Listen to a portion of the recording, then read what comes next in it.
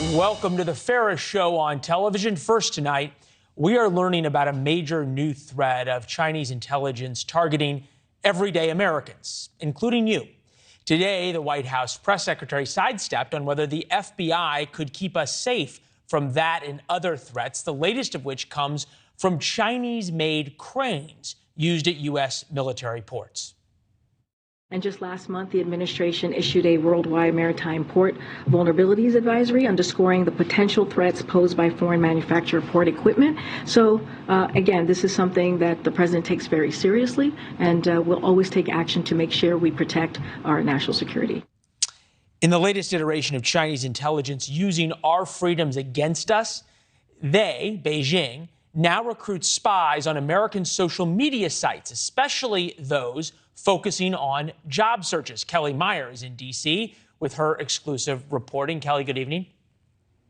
Good evening, Leland. Well, it's so bad the FBI and their British counterparts now have a campaign for government workers and contractors called Think Before You Blink. And sometimes stopping to think is hard because many of these job postings appear too good to be true. The Chinese target Americans with security clearances, offering them big jobs or fat contracts, only to force Americans into turning over our country's secrets. The Chinese recruited former CIA officer Kevin Mallory on the job site LinkedIn. He was arrested and convicted of espionage for conspiring to deliver classified materials to a foreign government. Thousands, tens of thousands of people. They only need 1% to say yes. And that's the problem that we face on the counterintelligence side. As head of FBI counterintelligence, Alan Kohler's job is to keep America's secrets secret.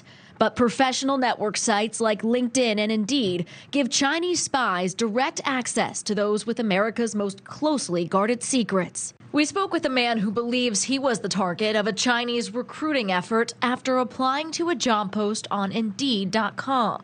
We agreed to conceal his name and voice. It started off like a normal interview where he wanted me to go through my background, what interested me in the position. He said that his consulting firm, they were looking for quote-unquote non-open source information.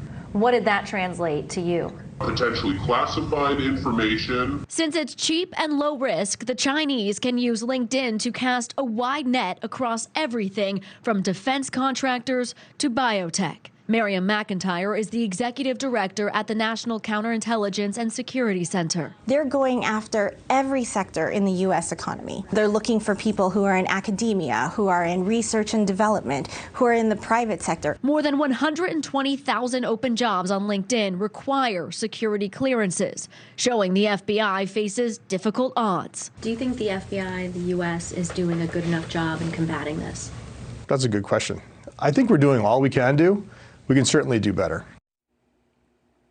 And we reached out to LinkedIn. They say they are actively seeking out signs of state-sponsored activity on their platform and quickly take action against bad actors. They say their threat intelligence teams remove the fake accounts with the help of intel from government agencies.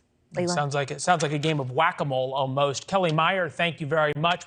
Thanks for watching. Go to newsnationnow.com to find NewsNation on your television provider.